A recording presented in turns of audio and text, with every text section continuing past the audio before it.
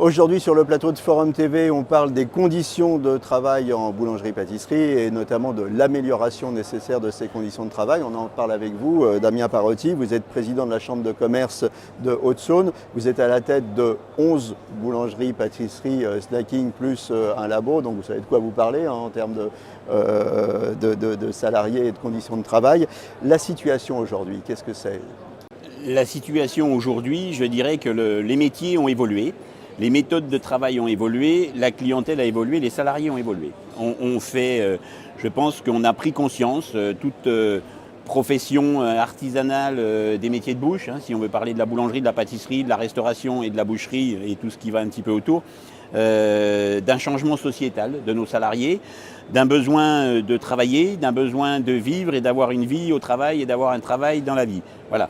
Donc on est complètement dans cette volonté aujourd'hui. Alors ça c'est un grand changement parce que l'héritage des anciens tels qu'on le connaissait, c'est on fait des journées à rallonge, et quand je dis à rallonge c'est à super rallonge avec des horaires insensés et pas de week-end. Ça c'est plus possible. On a un héritage, mais qu'il faut assumer. Je pense que beaucoup sont passés par là et je pense qu'il était nécessaire à un certain moment de la vie, comme plein d'autres métiers, où on avait des métiers qui étaient peut-être plus durs, qui étaient différents. Aujourd'hui, cet héritage, je pense qu'on l'assume, mais ce n'est pas pour ça qu'il faut le suivre et on va dire pour notre perte. Aujourd'hui, il faut prendre conscience que le salarié ne veut plus travailler comme il y a ne serait-ce que 10 ans.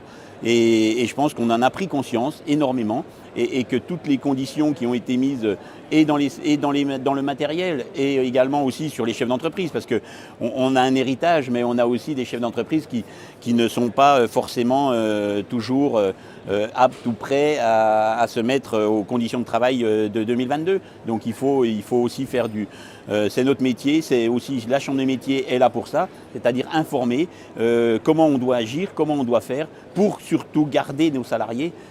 Alors on a bien compris, l'attractivité c'est la pérennité du métier. Qu'est-ce qu'on fait ? Quels sont les grands chantiers à ouvrir pour que ces métiers redeviennent attractifs ? Pour que ces métiers redeviennent attractifs, il faut travailler énormément sur la communication déjà dans le collectif. Les gens veulent un travail, mais veulent aussi une vie dans le travail, c'est-à-dire le travailler correctement, le travailler, je dirais, confortablement, avec des horaires précis, avec des jours de congé précis, avec des vacances qui ne doivent pas bouger au dernier moment pour X raisons. Donc ça, c'est quelque chose qu'il faut absolument reconnaître et qu'il faut surtout se saisir, car la profession ne peut être demain que meilleure et surtout s'en réjouir, attirer de nouveaux profils. L'apprentissage aujourd'hui est quelque chose de très important chez nous, mais si on veut garder des apprentis, former des salariés et que demain, ça soit des salariés ou des repreneurs, il faut qu'on les conforte dans leur travail pour les garder. Absolument. Et alors, ça passe par une certaine rigueur et un changement aussi au niveau des patrons, finalement. Tout à fait.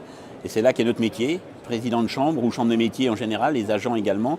C'est qu'il faut qu'on fasse prendre conscience à nos chefs d'entreprise que la société change, que la société a changé et que si on veut pérenniser nos métiers et pérenniser nos salariés, il faut qu'on s'adapte.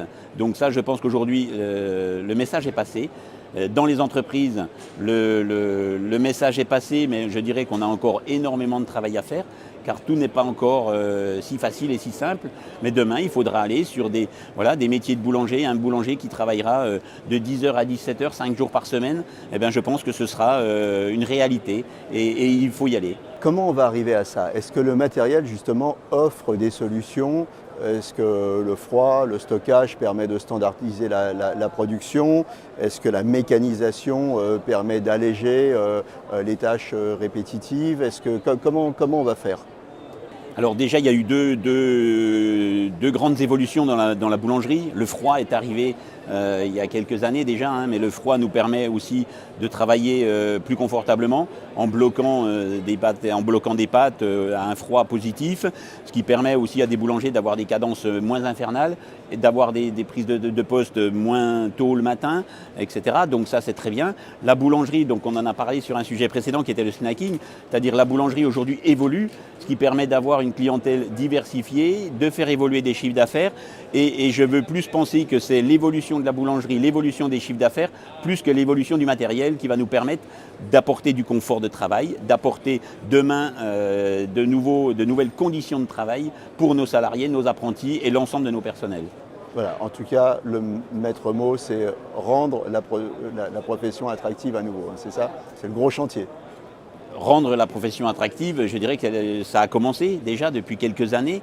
Aujourd'hui, il faut qu'on soit encore plus attractif, c'est-à-dire déjà par l'image qu'on reflète, l'image qu'on donne, ne pas avoir peur de dire que c'est de beaux métiers, l'image de ne pas avoir peur de dire qu'on n'est pas obligé de faire 50 heures par semaine pour gagner correctement sa vie et en vivre correctement, l'image de dire que les week-ends ne sont pas toujours travaillés. Enfin voilà, c'est un grand chantier. Je pense qu'il est commencé.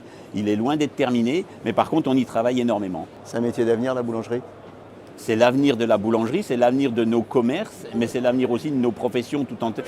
On ne peut pas dire que la baguette est inscrite au patrimoine de l'UNESCO et ne rien faire pour la pérenniser.